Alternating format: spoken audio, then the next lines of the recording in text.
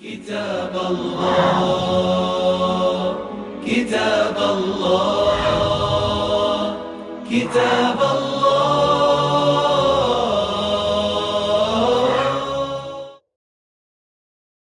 بسم الله الرحمن الرحيم. إن الحمد لله نحمده ونستعينه ونستغفره ونستهديه ونعوذ بالله من شرور أنفسنا وسيئات أعمالنا.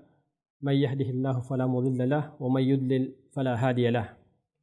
وأشهد أن لا إله إلا الله وحده لا شريك له وأشهد أن محمدا عبده ورسوله صلى الله عليه وعلى آله وصحبه ومن سار على نهجه إلى يوم الدين.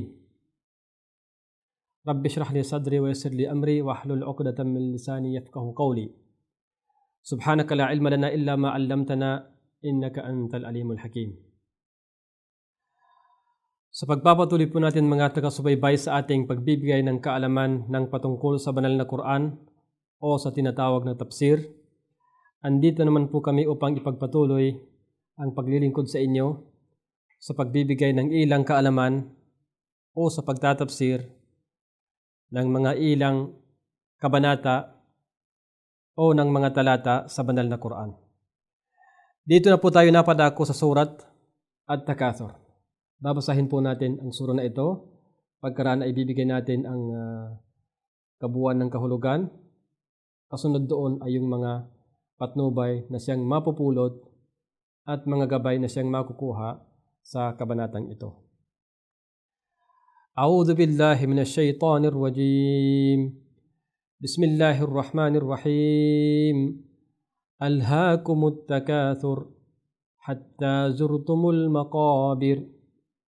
كلا سوف تعلمون ثم كلا سوف تعلمون كلا لو تعلمون علم اليقين لترون الجحيم ثم لترونها عين اليقين ثم لتسألن يومئذ عن النعيم.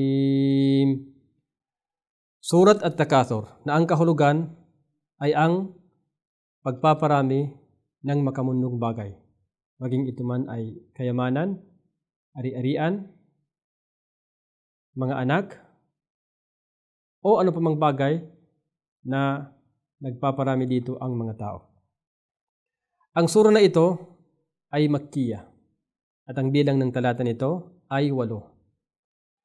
Sa umpisa ng talata, sinabi niyang alhaakum na ang kahulugan sa wikang Arabic ay syagalakum. Ang ibig sabihin, nalinlang kayo. Nalinlang kayo. Sino ang mga tinutukoy sa mga taong pinagsabihan ng Allah subhanahu wa ta'ala dito? Nalinlang kayo.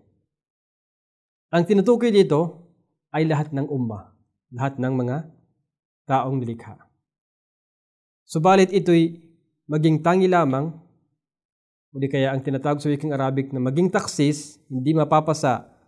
Sakop nito, sila na mga naging busy o di kaya nagsasagawa sa mga bagay na pang kabilang buhay o di kaya sa yawmul akhirah. Ito'y maging tangi lamang o di kaya nataksis, ibig sabihin hindi masasakop nito ang mga taong naging abala sa pagsasagawa ng mga bagay na mayroong matatanggap dito ang tao sa kabilang buhay. Umurul akhirah.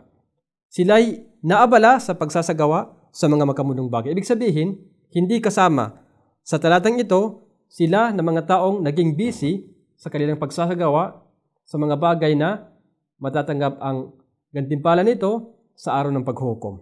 Hindi sila kasama dito.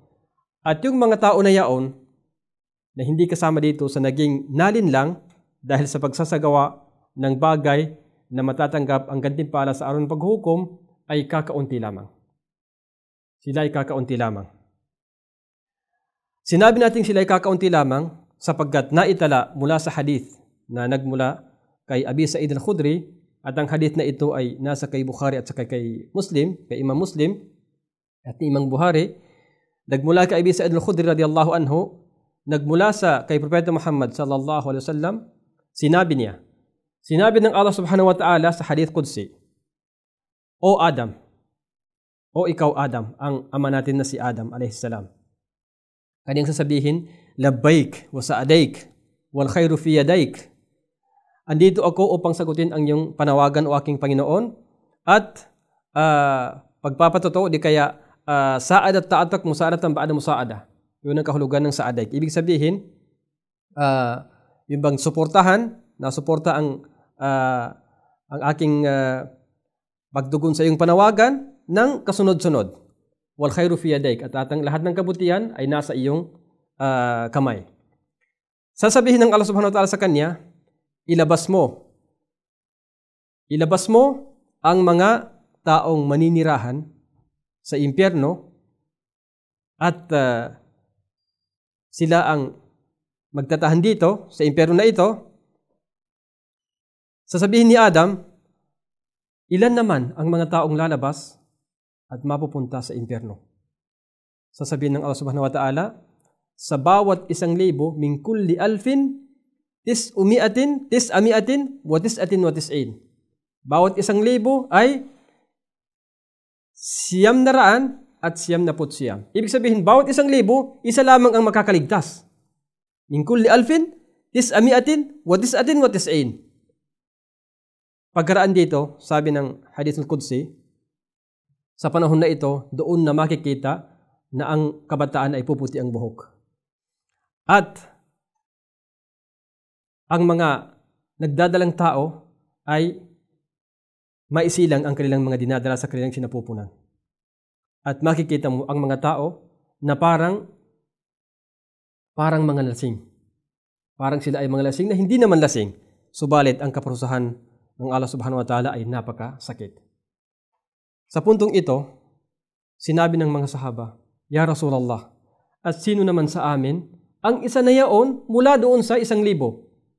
Dahil sinabi niya dito, sa bawat 1,000, ang papasok ng impyerno ay 999, isa lamang ang makakaligtas. Naging mahirap ito para sa mga sahaba at nagsasabing, sino naman sa atin, o propeta, ang isa na yaon mula sa 1,000 na yaon? Naging mahirap sa kanila. Pero ang Propeta Muhammad sallallahu alaihi wasallam ay nagbigay sa kanila ng isang masayang balita. Sabi niya, matuwa kayo. Sapagkat isa sa inyo, o di kaya sino man ang kasama sa inyong pananampalataya, mula sa mga tauhan ni Ya'juj at ni Ma'juj, ni Yagog at si Magog, at sino man na katulad sa kanilang kawalan ng pananampalataya, ay ang isa sa inyo ay katulad ng 1,000 sa kanila. Ang isa sa inyo ay para na rin 1,000 sa kanila. Ang equivalent. Pagkaraan sabi niya, Walladhi nafsi biyadi, inni la arju an takunu rubu'a ahlil jannah. Sa kanya na hawak ng aking buhay, hinihiling ko na kayo ay magiging 1/4 ang dami nyo sa mga taong papasok ng paraiso. Pagkaraan sabi ng mga sahaba, fakabbarna, sila ay nagsasabi na Allahu Akbar. Masayang balita. Pagkaraan sabi ni Propeta Muhammad sallallahu alaihi wasallam, arju an takunu thuluth ahli jannah. Hinihiling ko na kayo ang magiging 1/3 na mga tao na papasok sa paraiso. Mas dumami. Nung una 1/4, ngayon 1/3 na. Pagkaraan sabi ng mga sahaba, fakabbarna. Pagkaraan sabi niya, hinihiling ko na kayo ang kalahati ng mga taong papasok sa paraiso. Kaya ang mga sahaba ay nagtakbir na rin, nagsabing Allahu Akbar. Pagkaraan sabi ni Propeta Muhammad sallallahu alaihi wasallam, kayo ay hindi higit sa mga tao, di kaya kayo kung titingnan natin ikumpara sa mga tao ay parang isang balahibo na itim mula sa balat ng bakang puti. O di kaya isang balahibong puti mula sa balat ng isang bakang itim. Yung bang kakaunti lamang kayo mula sa mga tao. Ang hadith na ito ay naisalaysay ni Bukhari at saka ni Muslim. Ang punto natin dito, sinasabi natin kanina na kakaunti lamang ang papasok ng paraiso ay mula sa 1,000, isa lamang kung ikukumpara sa mga ibang umma. Kasama na roon ang mga tinatawag na si Ya'juj at saka si Ma'juj.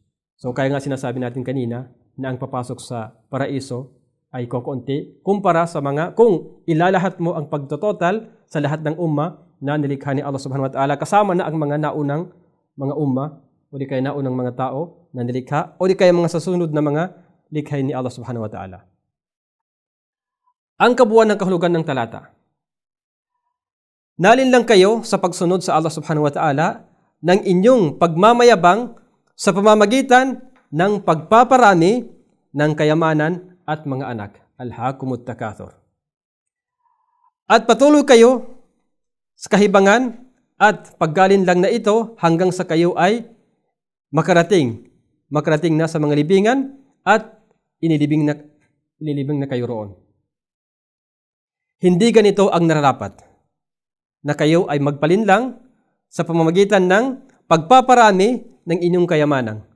Walang pag-alinlangan, mapatutunayan ninyo na ang buhay sa kabilang buhay ang mas higit na makabubuti para sa inyo.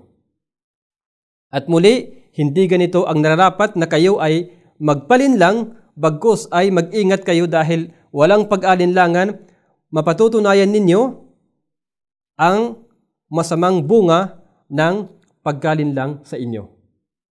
Pagkaraan sinabi niya, hindi ganito ang nararapat na kayo ay magpalinlang sa pamamagitan ng pagpaparami ng inyong kayamanan. Kung batid lamang ninyo ang tunay na kaalaman, ay lalayo kayo mula rito at kaagad ninyong iligtas ang inyong mga sarili mula sa pagkawasak at walang pag-alinlangan, makikita ninyo ang naglalagablab na apoy ng impyerno at muli walang pag-alinlangan na ito ay katiyakang makikita ninyo pagkatapos katiyakan tatanungin kayo sa araw ng muling pagkabuhay muli sa lahat ng uri ng mga biyaya na ipinagkaloob sa inyo. Yun po ang kabuuan ng kahulugan ng talatang ito na nabasa na natin. Ngayon, dadako tayo sa mga makukuhang patnubay mula sa kabanatang ito o di kaya mula sa sura na ito. In general na mga patnubay na makukuha dito, unang-una ay ang pagbibigay ng babala sa pag-iipon ng kayamanan at pagpaparami nito ng walang tinatanaw na utang na loob. Walang tinatanaw na utang na loob o pasasalamat at naging dahilan sa pag-iwan ng mga kautusan. Pangalawang makukuhang patnubay, ang pagpapatotoo sa kaparusahan na ito'y magaganap sa ating libingan. Hanggang sa susunod mga taga-subaybay, ipagpatuloy natin ang mga makukuhang patnubay o gabay mula sa talatang ito at ako po ay magpapaalam pansamandali. Assalamualaikum warahmatullahi wabarakatuh. Ang programang ito ay hatid sa inyo ng Fanar Community Channel.